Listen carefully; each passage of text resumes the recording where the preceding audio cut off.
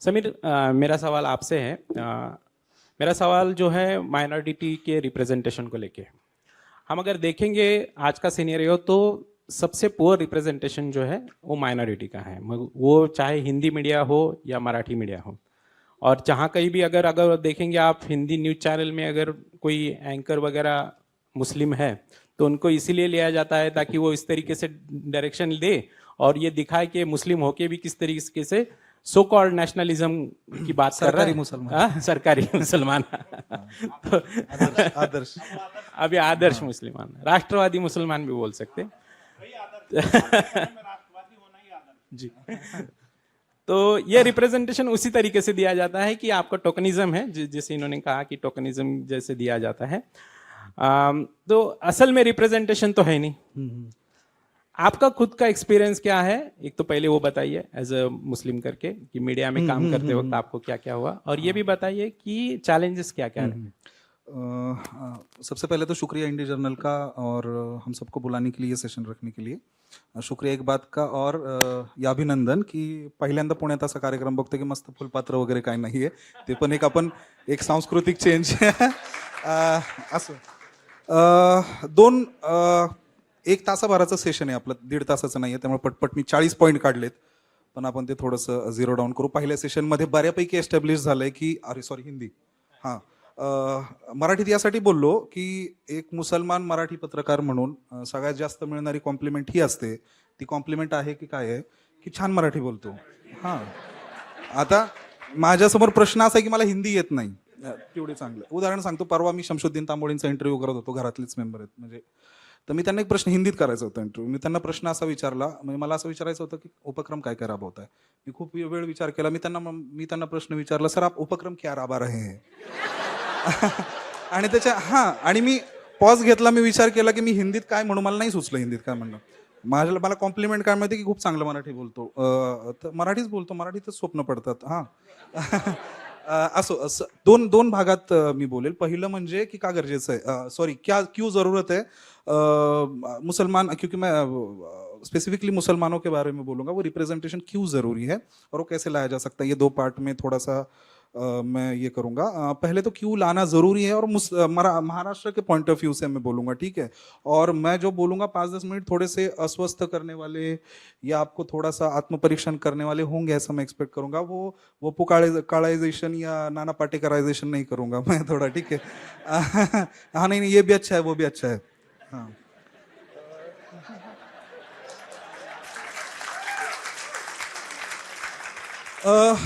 देखिए 95% सवर्ण लीड करते हैं. ऑक्सफार्म, रॉयटर्स की भी रिपोर्ट थी, बाद में अनिल छमड़िया, योगेंद्र यादव उन्होंने भी किया था. देखिए दिक्कत ये होती है ना कि मुसलमान होना क्यों जरूरी है.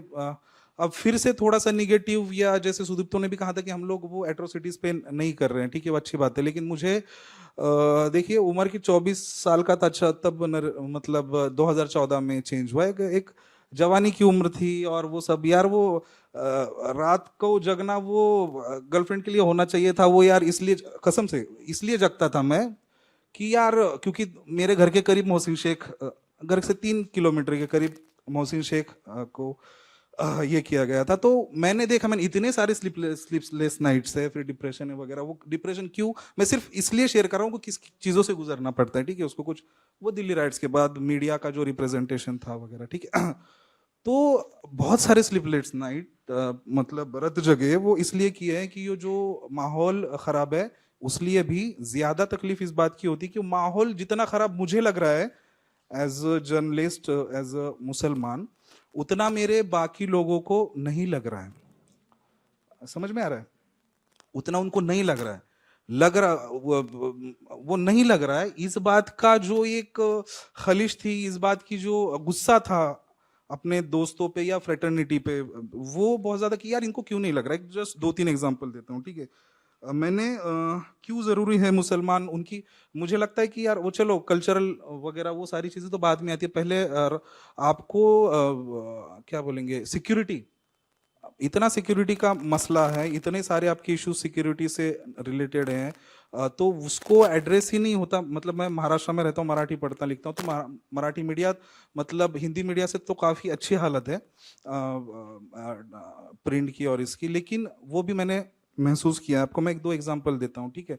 क्योंकि मुसलमान होना मीडिया में इसलिए ज़रूरी है कि उसके लिव्ड एक्सपीरियंसेस, जिसमें अनफॉर्चुनेटली हाल फिलहाल में मुझे सिर्फ फियर एंड एंजाइटीज़ को एड्रेस करने वाले इश्यूज ही दिखते हैं। हाँ, तो ये फियर एंड एंजाइटीज को एड्रेस करने वाले इश्यूज उतनी अच्छी तरीके से आते नहीं है। एक एग्जांपल देता हूँ मैं आपको। करीबन मार्च में मैंने फेसबुक पे पोस्ट लिखी थी, मार्च 2023 में, कि अगले आते कुछ समय में महाराष्ट्र में अलग अलग जगह पे, क्योंकि कम्युनल राइट्स का एक पैटर्न रहा है, पॉल ब्रास कहते हैं वैसे, और मेरा जो 2014 के बाद से 23 तक बहुत सारी रातें इसलिए जाग के गुजारी है कि यार ये कम्युनल राइट्स का जो खौफ, हालांकि मैं एक अच्छे खासे प्रिविलेज्ड फैमिली से आता हूँ, मेरे घर तक कोई नहीं आने वाला है, ठीक है, जावेद अख्तर टाइप, तो हाँ, तो ऐसा हूँ, फिर भी डर है कि जो कुछ हो रहा है। तो बात ये थी कि मैंने लिखा था मार्च में कि आते समय में राइट्स हो सकते हैं। मुझे गुस्सा इस बात का था कि यार ये सिर्फ समीर को क्यों लग रहा है, समीर शेख को क्यों लग रहा है, जो मीडिया में आज काम कर रहे हैं ग्राउंड। समीर तो ग्राउंड पे जाता नहीं है, लेकिन जो ग्राउंड पे जा रहे हैं उनको ये रियलिटी क्यों नहीं महसूस हो रही कि महाराष्ट्र में मार्च के बाद, शायद जनवरी के बाद, जनवरी फरवरी में 50 ऐसे मोर्चाज हुए थे जिनके टॉपिक्स वही थे। मतलब उर्मिलेश सर ने सुबह कहा कि यार मीडिया आज खराब नहीं हुआ पहले से, 1920s की भी बात आई थी, तो 1920s के जो इश्यूज थे, लव जिहाद और वो धर्मांतर और गो हत्या, वो महाराष्ट्र में 50 मोर्चे हुए थे, और मैंने तब लिखा था। और उसके बाद हेट स्पीचेस हुए थे, जो आज खुद को पुरोगामी वगैरह वगैरह पॉलिटिशियंस कहते हैं, उनके खुद के बेस्टन में सारे प्रोग्राम्स हुए थे। और हम यूएस की एक ऑर्गेनाइजेशन है हिंदू, तो आज उसके वेबसाइट पे जाके देखते थे, अच्छा मेरे घर के करीब हुआ है। हाँ, मतलब मैं जहाँ रहता हूँ वहाँ घर के करीब मेरे से रोज मिलने वाले लोग, नगर सेवक से लेके एमएलए से लेके, वो सब वो प्रोग्राम में शामिल है। मेरे को लोकल रिपोर्ट कुछ मिलती नहीं है, मेरे को वो यूएस की ऑर्गेनाइजेशन वो रिकॉर्ड करके डालती है। तो मैं चौक नहीं जाता। मैं चौक इसलिए नहीं जाता कि मेरे दोस्त वो स्टेज पे है, मैं चौक इसलिए जाता हूँ कि जो मेरे दोस्त मीडिया में वो उसको रिपोर्ट नहीं कर रहे हैं। समझ में आ रहा है, वो रिपोर्ट नहीं कर रहे हैं। और वो जो मुझे लगता है जियाउद्दीन सरदार ने नॉर्मलाइजेशन वर्ड यूज किया था, वो नॉर्मलाइज फ्रिंज इतने मेन स्ट्रीम हुए हैं, उसकी वजह यह है कि फ्रिंज को बहुत ज्यादा हमारे मेन स्ट्रीम मीडिया ने सर बहुत ज्यादा नॉर्मलाइज किया। वो नॉर्मलाइज इसलिए किया कि मेरे अंदर जो खौफ है, मेरे अंदर जो मतलब काय म्हणूया त्याला, जो अस्वस्थता आहे, ती अस्वस्थता एका मुस्लिमेतर पत्रकारालाही असली पाहिजे, असेल थोडी, म्हणजे असेल आपण असं म्हणूयात, पण ती त्या तीव्रतेची नाहीये। आप समझ रहे, वो इसीलिए आपको कोर्स करेक्ट या आपका सेंसिटाइजेशन करने वाला आपका कली कोई तो होगा, तो आप थोड़े से सेंसिटाइज होंगे। जर्नलिस्ट का सेंसिटाइजेशन भी जरूरी है, इसलिए अपने कलीग के माध्यम से, मतलब मेरा ये थोड़ा सा यूटोपियन टाइप ये लगा, तो मैंने लिखा था मार्च में हुए। उसके बाद आप सबने देखा कि उसके बाद आणि पुरोगामी महाराष्ट्र वगैरे, माझ्यासाठी नाहीये पुरोगामी महाराष्ट्र, ठीक आहे, इतरांसाठी असेल का नाहीये, तर मोहसिन शेख पहिलं जे झालं त्याचं काय झालं तुम्हाला माहिती आहे पुढे। त्याच्यानंतर 50-70 हेट स्पीचेस आहेत, आत्ताच ते रिपोर्ट्स आई ना, अभी अल जजीरा ने या किसने की, मुझे आलिशान जाफरी ने या किसने, तो महाराष्ट्र में सबसे ज्यादा हेट स्पीचेस पिछले 9 महीने में महाराष्ट्र में। उसका आपको त्याचं प्रतिबिंब, उसका क्या प्रतिबिंब को क्या बोलेंगे, रिफ्लेक्शन आपको नहीं दिखता मेन स्ट्रीम मीडिया में, दिखता है मराठी न्यूज़पेपर या मराठी चैनल्स में नहीं दिखता। तो ये बहुत बिट्रेल वाली फीलिंग आती है, हाँ, कि कहाँ रिप्रेजेंटेशन दिख रहा है। ये सारे हमारे फियर एंड एंजाइटीज का रिप्रेजेंटेशन नहीं है, वो नहीं है। उसकी बहुत सारी वजूहात है। उसकी एक वजूहत ये है कि वो जो पोजीशन है वो पोजीशन पे नहीं है, नहीं होंगे, हालांकि नहीं होना चाहिए। मतलब एक मुस्लिमेतरालाही तेवढंच संवेदनशीलतेने त्याने त्या गोष्टीकडे बघितलं पाहिजे।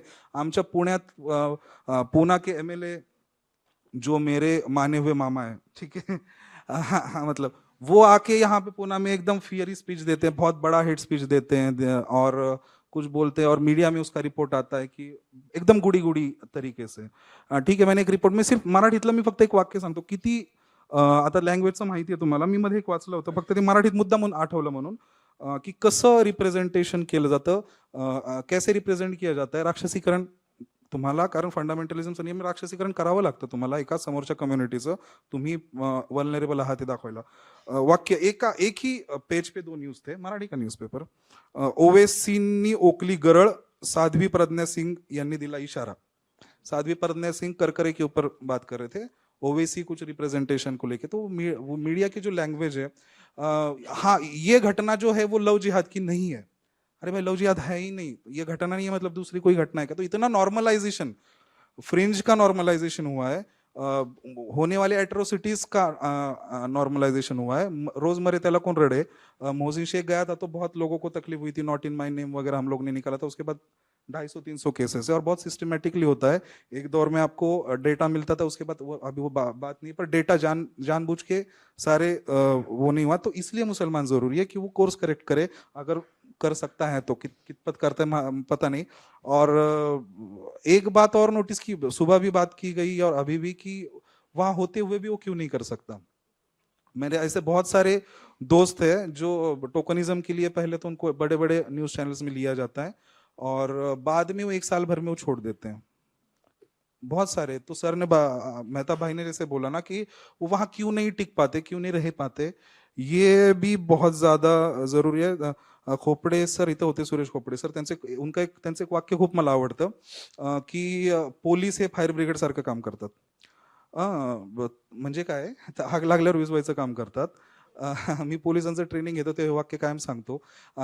तो अनफॉर्चुनेटली जर्नलिस्ट का भी यही है कि वो आग लगने के बाद सिर्फ वो उसको रिपोर्ट करना, उसका काम करते हैं. आप सोच रहे होंगे कि यार ये कम्युनल राइट्स पे इतना क्यों. मैं ऑब्सेस्ड हूँ उस चीज से, आप यकीन मानिए.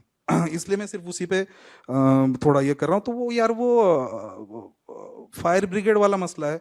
आप उसको होने से पहले पहचानते हैं, आप उनके साथ, आपको पता है कि कौन फ्रिंज है और आपको पता है कि धर्माधिष्ठित राष्ट्र करने वाले कौन लोग हैं. आप उनको इतना नॉर्मलाइज करते हो. बाकी कम्युनिटीज के धर्माधिष्ठित वालों को नहीं करते आप. वो करने से पहले आप उनको ये करते हो. ये मीडिया की लैंग्वेज से होता है भाई. मतलब मीडिया में उनके बारे में जिस तरह से लैंग्वेज यूज की जाती है कि ये नॉर्मलाइज नहीं करेंगे, आप देखिए उनको नहीं नॉर्मलाइज करेंगे. बाकी कम्युनिटीज के जो धर्माधिष्ठित उनको बोलने वाले, ये कम्युनिटी के क्यों किया जाता है मेजॉरिटेरियनिज्म. तो आपल्याला न आवडणारे म्हणजे आजकाल नेहरूंचं ते वाक्यच आहे ना की यार की मेजॉरिटी का फंडामेंटलिज्म, ये माइनॉरिटी का फंडामेंटलिज्म सेल्फ डिस्ट्रक्टिव होता है, मेजॉरिटी का देश के लिए घातक होता है. उल्टा हुआ है. मीडिया में जब आप देखते हो तो वो बिल्कुल उल्टी तरीके से होता है. तो इसलिए होता है कि मतलब मेरा ये मानना है कि मुसलमानों को प्रॉपर रिप्रेझेंटेशन होगा तो. और मेरा एक सूत्र है की अज्ञानाचं रूपांतर भीतीत होतं, भीतीचं रूपांतर द्वेषात होतं, असं मी एक काढलेलं सूत्र आहे. अज्ञानाचं रूपांतर मतलब उसको क्या बोलेंगे हमारा हिंदी में कि इग्नोरेंस, फियर और उसका बाद में हेट्रेड. हाँ, तो ये मुसलमान क्यों जरूरी है. अनफॉर्चुनेटली जरूरी इसलिए है कि ते अज्ञान दूर करायचे. किसका दूर करना है, वाचकों का तो करना ही है, रीडर्स का भी. लेकिन मेरे जो कलीग्स हैं, जो मैं चाहता हूं कि जो मेरी इतनी नहीं लेकिन थोड़ी बहुत उनके अंदर सेंसिटिविटी आए, सारी चीजें मैं नहीं कर सकता अकेला, उनको भी कुछ करना है. और समीर इसलिए नहीं कर सकता की समीरने अगर बोलिया तो यार हा हा मुसलमान आहे म्हणून करतोय, म्हणून समोरचे अजून जास्त डबल फोर्स लावून गोष्टी करतात. हे मी अनुभवलंय. ठीक आहे. त्यामुळे माझ्या एरियात माझं काही चालत नाही. हडपसरमध्ये तुम्ही बघाल माझं सगळं, मी तर इतका वोकल आहे. मोहसिन शेख के इसमें मी एक ओळ नाही लिहू शकलेलो. सेल्फ सेन्सर का केलं की मला माहिती आहे की उद्या मी लिहिलं सरसलामत तो पगडी पचास नाही करता येणार गोष्टी. तो यासाठी गरज आहे ना मला माझ्या कलिग्सची, जे मुस्लिमेतर आहेत. तशी मुस्लिमांची ही गरज आहे की तुम्हाला जाणीव करून देण्यासाठी, मला असं वाटतं.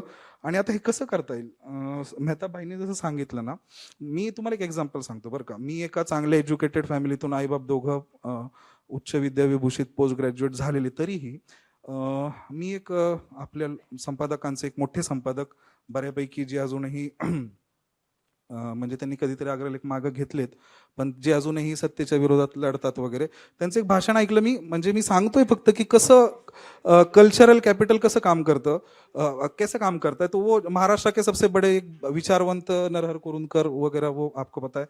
तो उनके एक भाषण में मैं सुना कि यार मी 8वीं असताना, मैं 8वीं में था तब मैंने सारा नरहर कुरुंदकर पढ़ा. समीर शेख जिसकी फैमिली में अच्छे खासे पढ़े लिखे, मैंने 28 साल में जब मैं साधना में आया तब मैंने पढ़ा. तो 20 साल का ये गैप है. मेहता भाई जो बात कर रहे थे ना कि क्यों नहीं आते, या वो हायरिंग वाली चीज करनी चाहिए। तो आप ये अनइक्वल प्लेइंग फील्ड है, मुझे लगता है कि अनइक्वल प्लेइंग फील्ड है, वहां आप नहीं compete कर पाते, वहां आप compete कर ही नहीं पाते। दूसरी बात यार, ध्यान रखो कि बहुत सारे ट्रॉमाज और बहुत सारी एंजाइटीज, बहुत सारा संघर्ष है। मैं एक बड़े इंटरनेशनल मतलब न्यूज चैनल नहीं यार, वेब पोर्टल पे ऑलमोस्ट सिलेक्शन हो गया था, और वहां से अदर कंट्री से उसका रिपोर्ट आना था कि ऑलमोस्ट फाइनलाइज था, तो उन्होंने होल्ड पे रखा। ठीक है, होल्ड पे इसलिए रखा कि यार समीर, तुम्हारा एक्टिविज्म का बैकग्राउंड है और तुमने एक्टिविज्म किया है। भाई मैं तो, जब मैंने होश संभाला तो मेरे सामने मेरे कम्युनिटी का चीजें लाने के लिए मेरे पास एक्टिविज्म के सिवा दूसरा कोई रास्ता नहीं था, मुझे झक मार के एक्टिविज्म करना पड़ा शुरुआत में। तो मेरे एक्टिविज्म के वजह से मेरी इतनी अच्छी नौकरी जहां मैं कुछ खुद अपना कुछ कर सकता था, वो इसलिए नहीं मिली कि एक्टिविज्म करना पड़ा। तो ये सारे जो मेरे सामने कम्युनिटी के सामने या वो रिप्रेजेंट करने वाले जर्नलिस्ट के सामने ये अनइक्वल फील्ड है ना जो खेलने की, तो वो बहुत प्रॉब्लमेटिक है, नहीं कर सकते, बहुत सारे ट्रॉमाज है।